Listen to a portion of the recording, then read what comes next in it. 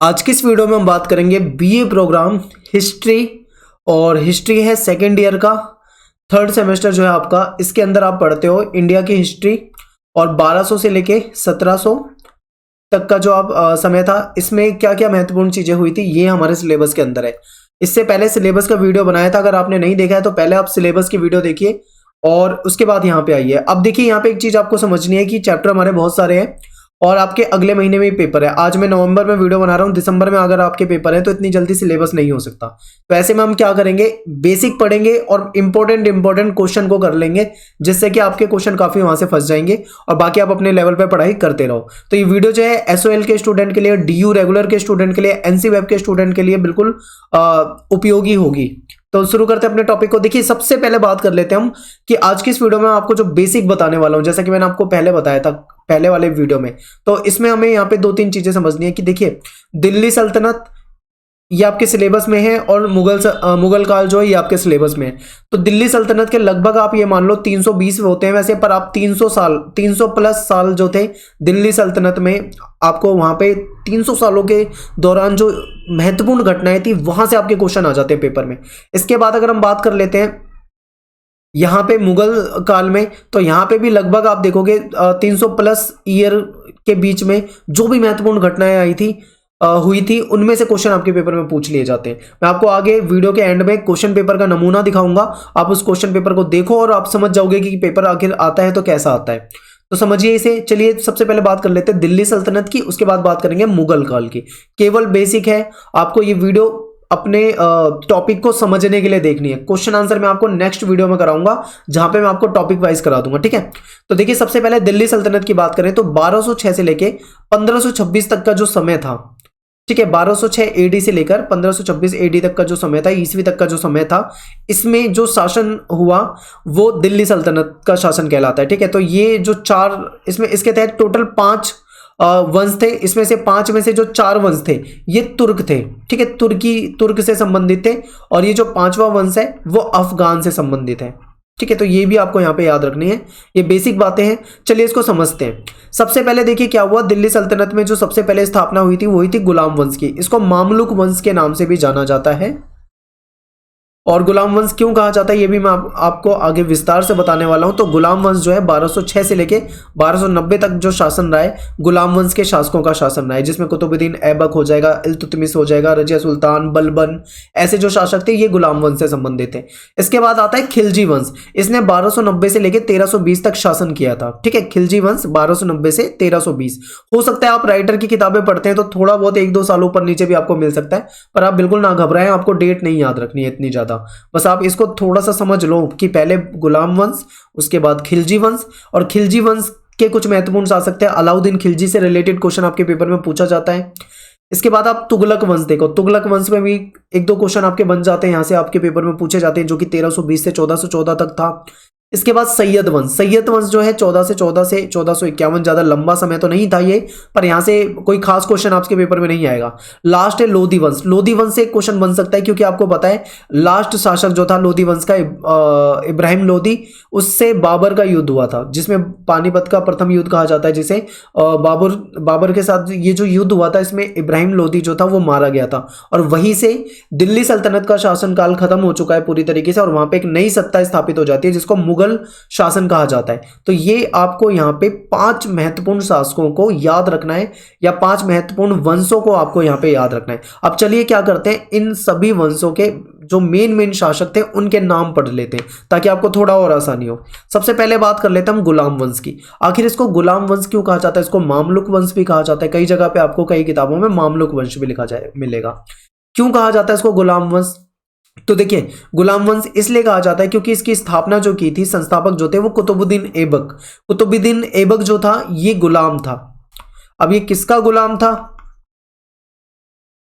तो यहां पे आप लिख दोगे कि कुतुबुद्दीन ऐबक जो था ये मोहम्मद गौरी का गुलाम था, ठीक है, मोहम्मद गौरी का गुलाम था। और आपने पढ़ा होगा इतिहास में छोटी क्लासों में कि मोहम्मद गौरी और पृथ्वीराज चौहान के बीच में युद्ध हुआ था, आपने उसमें पढ़ा होगा 1191 और 1192, तराइन का पहला युद्ध और तराइन का दूसरा युद्ध। तो ये जो युद्ध था, पहले युद्ध में क्या हुआ था, पृथ्वीराज चौहान ने मोहम्मद गौरी को इस युद्ध में हरा दिया था, वो भाग गया था वहां से। लेकिन अगली बार क्या हुआ, मोहम्मद गौरी ने छल से पृथ्वीराज चौहान को इस वाले युद्ध में हरा दिया था। तो जब ये दूसरे युद्ध में पृथ्वीराज चौहान की हार हुई थी मोहम्मद गौरी से, तो मोहम्मद गौरी के साथ उस समय ये कुतुबुद्दीन ऐबक भी उस युद्ध में था।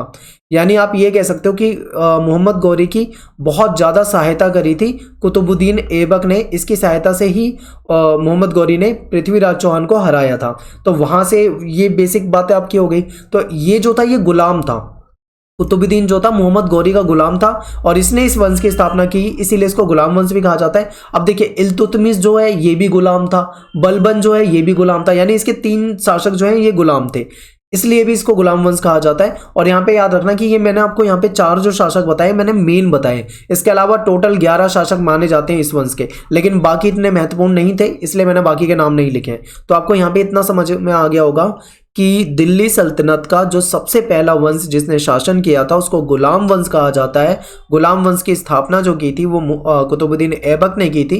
कुतुबुद्दीन ऐबक जो था वो मोहम्मद गौरी का गुलाम था। तो ये चीज़ आपको यहाँ पे याद रहनी चाहिए, ठीक है। तो ये आप यहाँ पे याद रखेंगे, इल्तुतमिश, रजिया सुल्तान, बलबन, आप इनके बारे में अपनी किताब में विस्तार से पढ़ें। मैं आपको ज़्यादा डीप नहीं पढ़ा सकता हूँ, बेसिक आपको बता रहा हूँ, लेकिन मैं इंपॉर्टेंट क्वेश्चन आपको करा दूंगा सारे, वहाँ से आपके क्वेश्चन काफ़ी बन जाएंगे। दूसरा वंश देखो, ये गुलाम वंश जो था, इसके बाद जो है वो आता है हमारा खिलजी वंश। तो यहाँ पे एक चीज़ आपको ये भी याद रखना है, रजिया सुल्तान से रिलेटेड क्वेश्चन भी शायद आ जाए आपके पेपर में। ये पहली महिला शासिका थी। खिलजी वंश को देखो, इसमें जलालुद्दीन खिलजी, अलाउद्दीन खिलजी, शहाबुद्दीन खिलजी, मुबारक शाह खिलजी, नसीरुद्दीन खिलजी, ये सब शासक रहे हैं। लेकिन इसमें जो क्वेश्चन पूछा जाता है वो आपका अलाउद्दीन खिलजी से संबंधित पूछा जाएगा, ये इंपॉर्टेंट है। इससे क्या क्वेश्चन आपको आता है मैं आपको पेपर दिखाऊंगा अभी थोड़ी देर में, वीडियो के एंड में, तब आप समझ जाएंगे। खिलजी वंश के बाद कौन सा वंश आया, तुगलक। इसमें भी आपके 1-2 क्वेश्चन यहाँ से बन सकते हैं आपके लिए। इसके बाद सैयद वंश आया, आप इनके शासकों के नाम पढ़ सकते हो।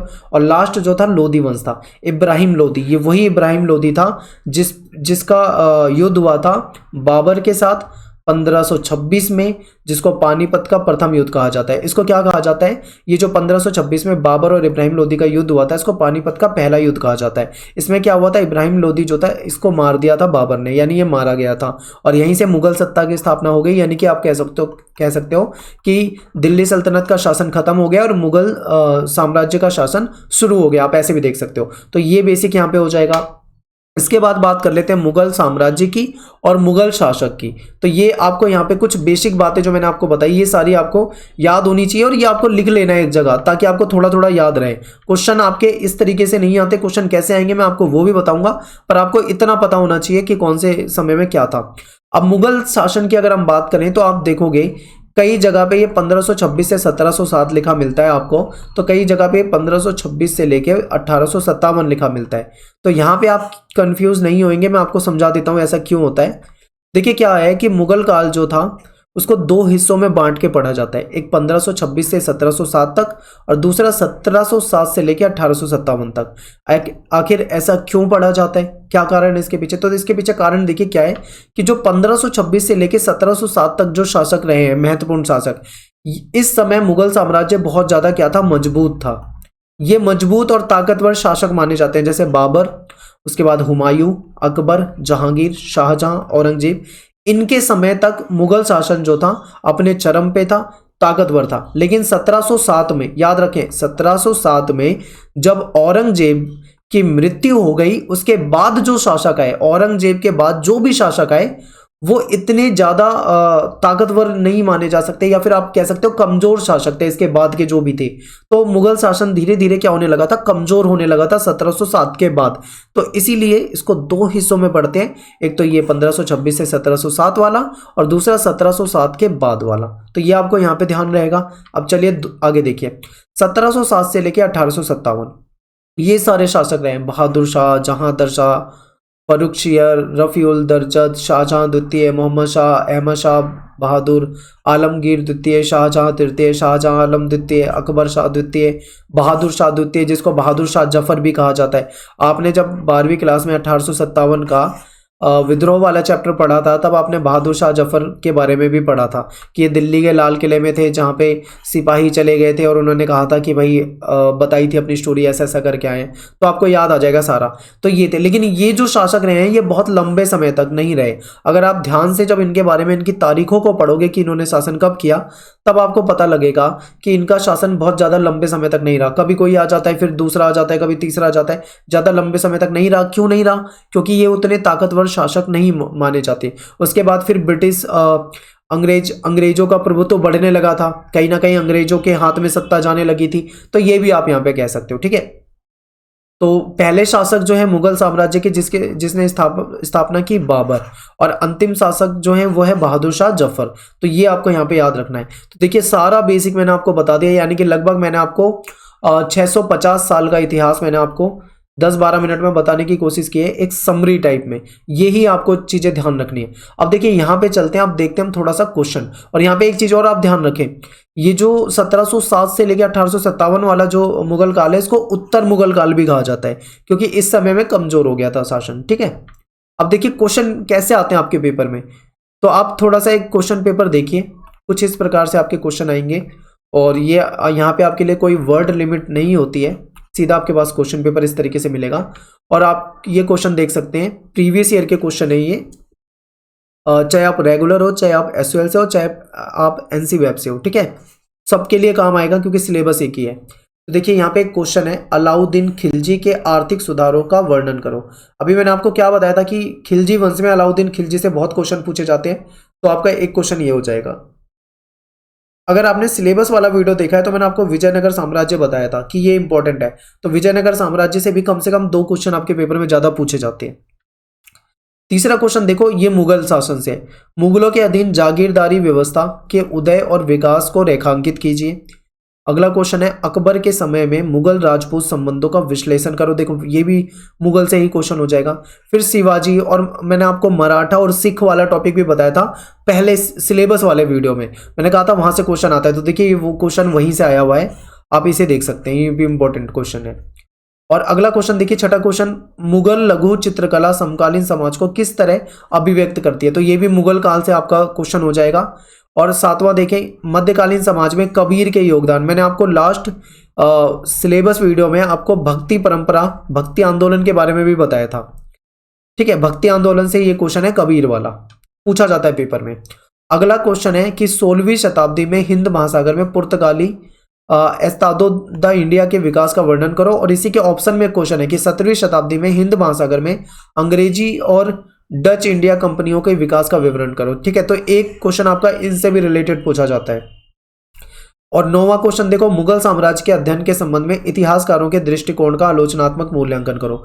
तो अगर आप इस क्वेश्चन पेपर को ध्यान से देखोगे तो आपको ज्यादातर क्वेश्चन मुगल साम्राज्य से मिलेंगे। अगला क्वेश्चन देखो, ये एकता प्रणाली, और इसके बाद मीराबाई, मनसबदारी व्यवस्था, फतेहपुर सीकरी, विजयनगर, तुलुव वंश। इन 4 में से 5 में से, इन 5 में से आपको कोई 2 पर टिप्पणी लिखनी होती है। ठीक है, शॉर्ट कमेंट लिखनी होती है। अब आप एक चीज को यहाँ पे ध्यान से देखो, फिर से एनालाइज करो सिलेबस को। तो यहाँ पे आप मनसबदारी व्यवस्था, फतेहपुर सीकरी, और ये वाला 9वां क्वेश्चन, और इसके बाद ये आपका 9वें के बाद आपका क्वेश्चन नंबर जो 6 है, इसके बाद आपका क्वेश्चन नंबर 4 देखो, और क्वेश्चन नंबर 3 देखो। ठीक है, तो आपको यहाँ पे पता लग जाएगा कि आपके ज्यादातर क्वेश्चन जो है वो मुगल साम्राज्य से पूछे गए हैं। तो मुगल साम्राज्य बहुत इंपॉर्टेंट है। तो आपको यहाँ से देखिए, आपका सिलेबस पहली वीडियो में पता लग गया। दूसरी वीडियो में आपको मैंने दिल्ली सल्तनत के महत्वपूर्ण शासक और मुगल शासक बता दिए महत्वपूर्ण। अब तीसरी वीडियो जो आएगी उसमें मैं आपको टॉपिक इंपॉर्टेंट लेके वहां से क्वेश्चन कराऊंगा। जैसे कि मान लो विजयनगर से क्वेश्चन बहुत पूछा जाता है, तो मैं एक विजयनगर पे वीडियो बनाऊंगा लॉन्ग, जिसमें मैं 2-3 वीडियो बनाऊंगा विजयनगर पे, और जिसमें विस्तार से बताऊंगा। अगर आप उस विजयनगर को देख लोगे तो आपके सारे क्वेश्चन उस वीडियो से बन जाएंगे 2-3 वीडियो में। फिर मैं आपको, जैसे भक्ति आंदोलन से क्वेश्चन पूछे जा रहे हैं, तो मैं भक्ति आंदोलन पे 2-3 वीडियो बनाऊंगा, और उन 2-3 वीडियो को अगर आप भक्ति आंदोलन को देख लोगे तो भक्ति आंदोलन से रिलेटेड सारे क्वेश्चन हो जाएंगे। चाहे वो कबीर से रिलेटेड पूछा जाए, चाहे मीराबाई से पूछा जाए, या फिर किसी अन्य से पूछा जाए, सारे क्वेश्चन आपके वहां से कवर हो जाएंगे। इसके अलावा आप यहाँ पे देख रहे हो सिख मराठा वाला क्वेश्चन भी आता है, तो वो भी आपको करा दूंगा शिवाजी से रिलेटेड। और फिर उसके बाद आपको सल्तनत और मुगल काल से मेन क्वेश्चन जो बनते हैं वो करा दूंगा। तो इस तरीके से आपकी तैयारी जो है हो जाएगी। बाकी आप अपने लेवल पे भी हार्डवर्क करते रहें। ठीक है, तो यही बेसिक बातें आपको बतानी थी। पहली वीडियो में सिलेबस बता दिया, दूसरी वीडियो में क्वेश्चन पेपर और पैटर्न बता दिया। अब तीसरी वीडियो जो आपकी आएगी वो आएगी आपके कंटेंट के ऊपर। तो आप ये 2 वीडियो जरूर ध्यान से देखें, लिंक आपको डिस्क्रिप्शन में मिल जाएगा। और चैनल जो है हमारा एकलव्य स्नातक, आप इसको सब्सक्राइब कर लें ताकि आपको सारी वीडियो की जो नोटिफिकेशन है वो आपको मिलती रहेगी, ठीक है। और थैंक्स फॉर वॉचिंग सभी को। जय हिंद, जय भारत।